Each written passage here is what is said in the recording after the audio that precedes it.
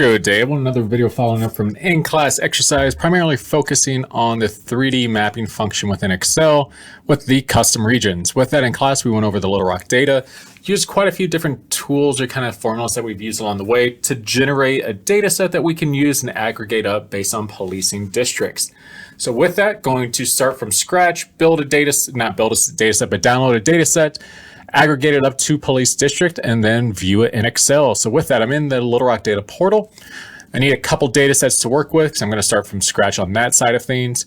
So I'm going to come down to Safe City, one that I've downloaded, we've used many times in class and in a lot of these videos. Current crime data, I'm going to go ahead and just export to CSV. I need to, in class, let's do LRPD week 4. Going to go ahead and open it, save it as a workbook, and then I'm going to hop back into the data portal here to show you the file that we want to aggregate up to for crime data. I say that, and now Excel is being slow and it's trying to access the printer. So as that loads, of course, in the background, going to come back to the main page. I know the file that I'm looking for is already in the Safe City, so I'm going to come back into here, but this time I'm looking for police patrol districts. Divisions are the higher up ones. Little Rock is split into 3 divisions. Within that, we have specific districts, and within districts we have, and I think they did away with them finally, maybe atoms, which used to be smaller boundaries that police use, but for our purposes today, we're going to use patrol districts. Now you might wonder, well, how the hell am I supposed to see this? I don't really know. Of course, now it opens. Minimize that for now.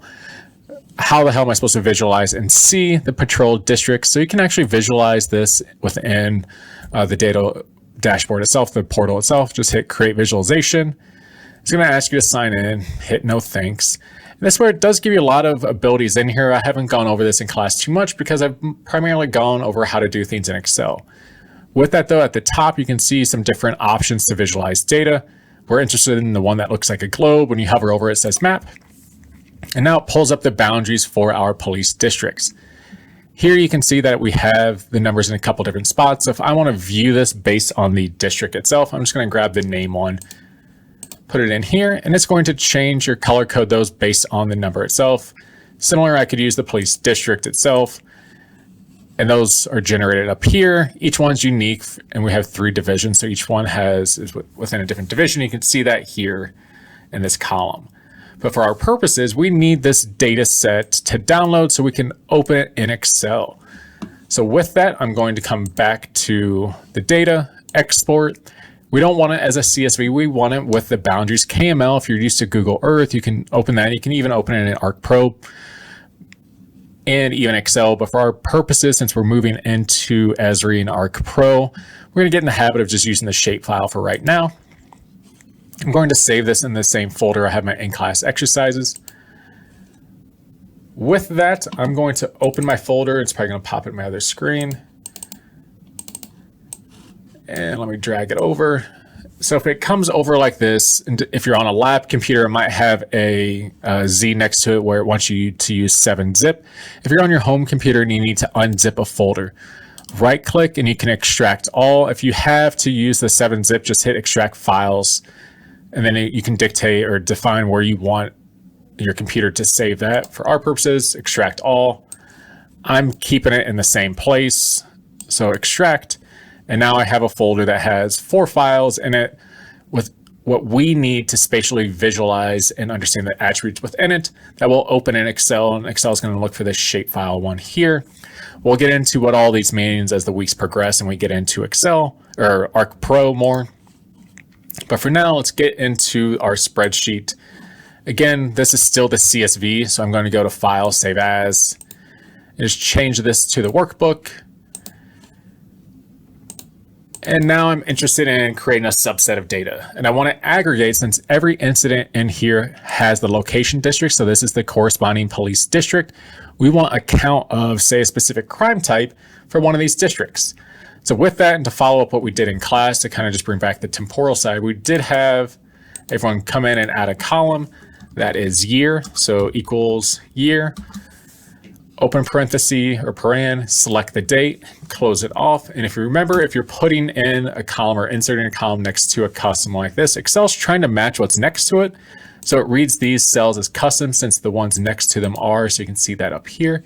To get around that, select the column B as a whole. Even though it says general, come up and hit general again to specify everything inside of it is general. Double click on that green box to fill downwards, and it does probably about 94,000 for us, 92,000. So at this point, we then did a couple filters. With that, I'm going to highlight the whole data set, come up to sort and filter, apply a filter. And for the homework, it's asking, I think, for 2022. So I'm going to click on 2021 here. And then I asked for a specific crime type. So we use offense description rather than offense code just because it's easier to look at and understand what we're looking at. So this time I'm going to select, let's say ag assault and murder. Click OK. So we now have a subset of data in front of us that's filtered to only 2021 and only contains aggravated assaults and homicides for that calendar year. I'm going to click cell A1, hold down, Control Shift, down arrow, right arrow, copy this, and you can see how it's copied here, and it has that. Open a new sheet, paste it, and I'm going to rename this 2021 Ag Assault Homicide. So now I know this is a subset of data from the overall 2017 to current one over here. So with this, we're in pretty good shape. But now we want to aggregate up based on this district code here. That's where a pivot table comes in handy. So I'm going to highlight our data set here again, come up to insert and insert a pivot table, hit OK, and it's going to generate a new sheet for us. I'm just going to click, drag it over and label it pivot. So I know this one is the pivot table. And since we want it to be aggregated based on the location district, their policing district, I'm going to use that as my row here. And since everything in our data set has an incident number, so we want to count up or sum how many there are in each district, Control Z, I'm going to take that incident number and drop it in my values, and it's going to apply that count. Now, if you see one that has a blank, it just means that incident was not assigned a police district. Depending on the crime or offense type that we looked at, there could be more or less or none at all here. But now we have a data set that has the district with a corresponding number of ag assaults and homicides in calendar year of 2021. So with that, I'm going to relabel these. This is going to be police district. This is count, ag assault, and homicide. So with that, now that I have these, I'm going to highlight and copy these. I'm going to leave the blank and grand total out because we don't want to map those for our purposes. It's important to realize and make note of this, but for what we're doing next, we don't need that. I'm going to copy this now, Control C. Again, another new sheet. And I'm going to paste this as values just to make sure it doesn't come over as another pivot table. So I just right clicked in that cell A1, paste options, and it's the 1, 2, 3. And now we have police district and our counts across that. We're in good shape.